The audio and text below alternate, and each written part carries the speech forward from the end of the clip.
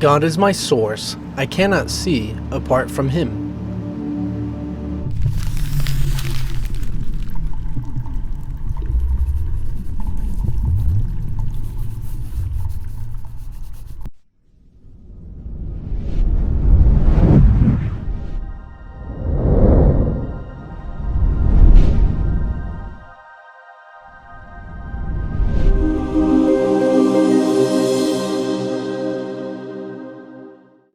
So since my death experience, I was given the knowledge and understanding of the 10 dimensions of reality. And I've mentioned a little bit about them, but this lesson talks a whole lot about it. So essentially what God is the totality of all options, of all possibilities, of all variations, of alternate universes, timelines, and variations of everything that could possibly exist. Okay? So it's a mouthful, but it really is all things to infinite expanse of all things. So it's a pretty intense little concept.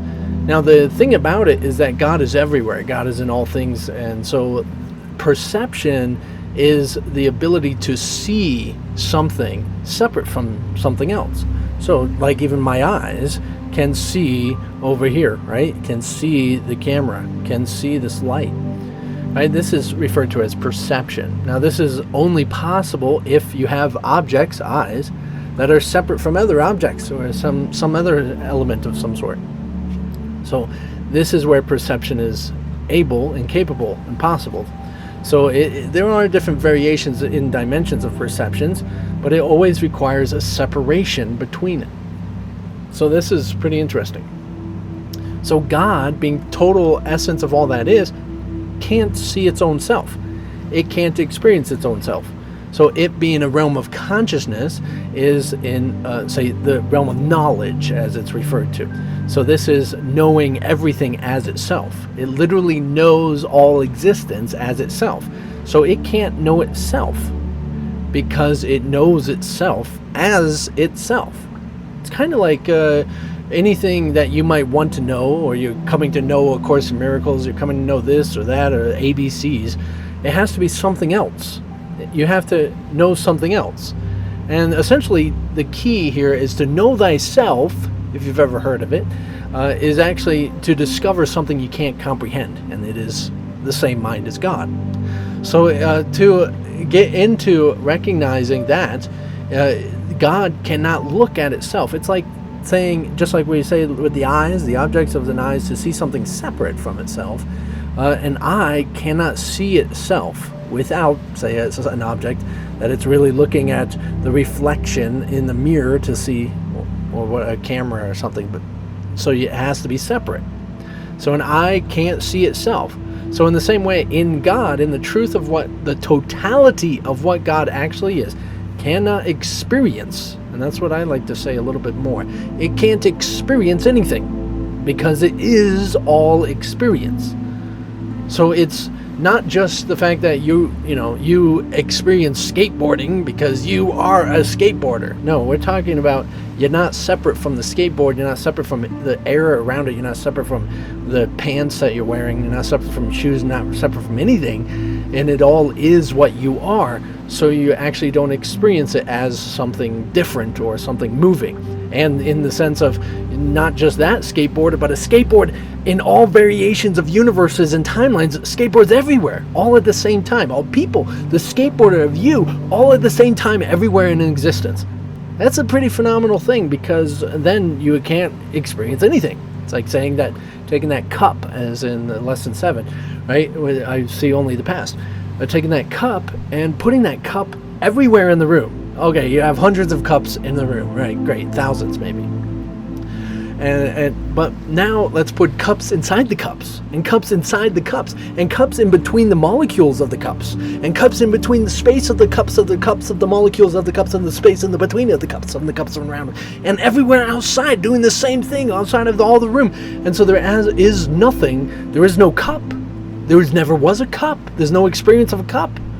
There's no future of a cup.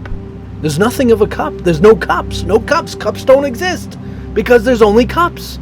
In several different ways. There's no other material to generate cups In the first place, there's no there's no lips to use, there's no water, there's no anything else but cups.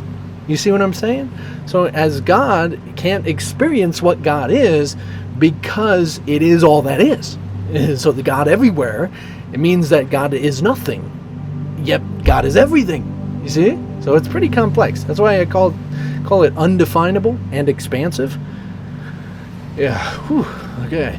But so what the Son of God is the first dimension. So now let's say there's cups everywhere for the sake of example, and then poof, somebody to use a cup. Now there has to be a space where there's no cups.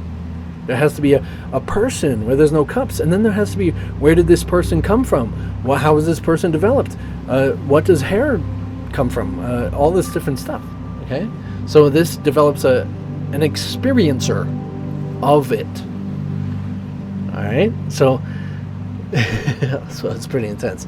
So the Son of God is actually the experiencer of God. So it is an idea of the original experience. Okay, so to experience, it had this joining experience of the mind of God. It is the same mind of God. It's the same, God is everywhere, right? And then you have a bloop. Here's the Son of God. It's still in the everywhere. It's a bloop. It's still in the everywhere. Bloop. Okay? So it is in the same knowledge, consciousness of what God is. This is Christ consciousness. Okay? So then the Holy Spirit bridges the gap between the communication, because of what the Holy Spirit is the second dimension. Now this is the same. You got God reflecting into the Son, generated in its image. So that's one dimension, a line between 2 points. Summarizing this real short. And then you reflect those two and you got light and sound. So the reflecting those two, light and sound, develops a holographic universe. So you got waves and light. Okay? So it's known as represented by the flower of life, a bunch of circles. And then Star of David, lines. Same thing.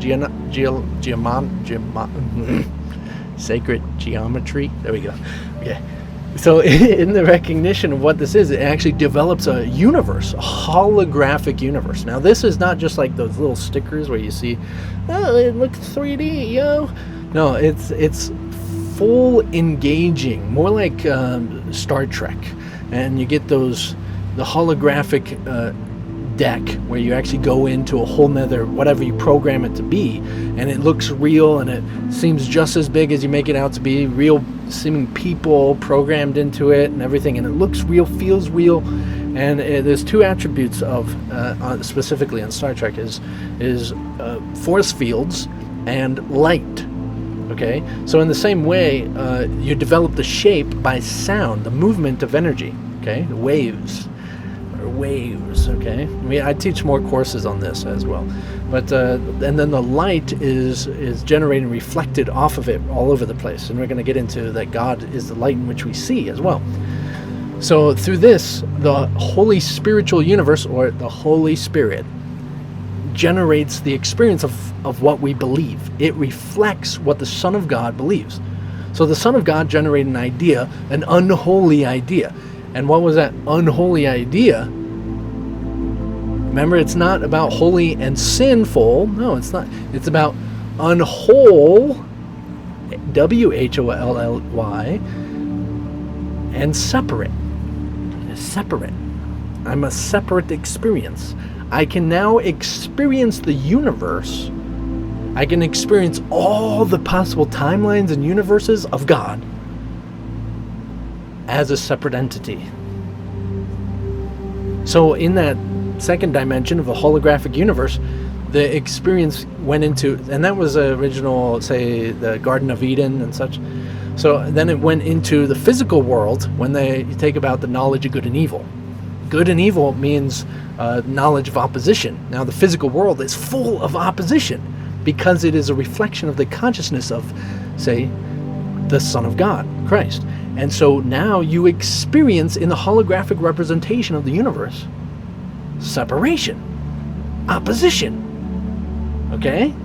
So now in the opposition, now you have this point of more so in perspective where you develop an internal consciousness, this ego, separate ego, personality. Now that also generates this whole experience of time and space in through that, say, space of the third dimension. So that's fourth dimension.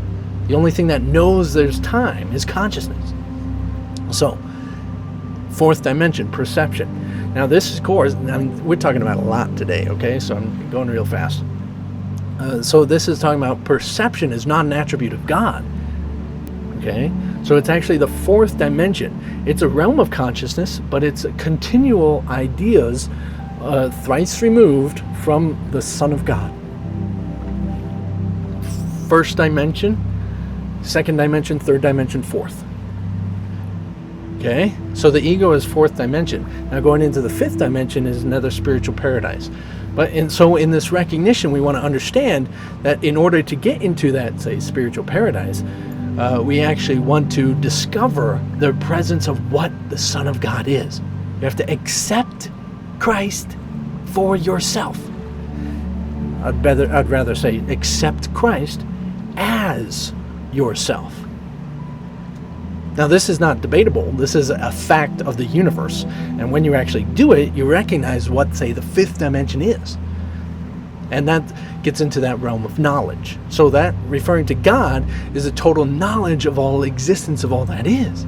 Knowing it as itself. Knowing you as yourself. That's why it knows everyone's name. Because it is everyone. You see it? You see it? You feel it? I think you see it. Don't stress too much about it. But God is my source. I cannot see apart from this. I cannot see this desk apart from Him. Essentially, when we break it down, there is only, say, God the Father, totality, God the Son, perceiver, and the Holy Spirit, which makes this image. So this image, this world, is the relationship between the Son and the Father. So everyone and everything in space, time, all experiences is really just the Son experiences with the Father. This is our experience together. This is you and me. This is what we are. Has been going on for eternity, in and out of dimensions, lifetimes, all existence, through space and time is not at random.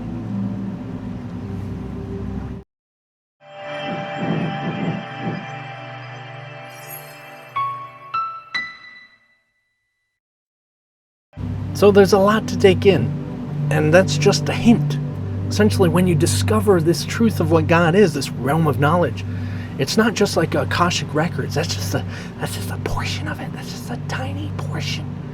It's a vast, huge thing. This is why I am fully capable of making all of these courses that I do, this whole academy, is because once you recognize what it actually is, everything becomes clear and you can talk about every single subject and have the answers to every single question ever asked.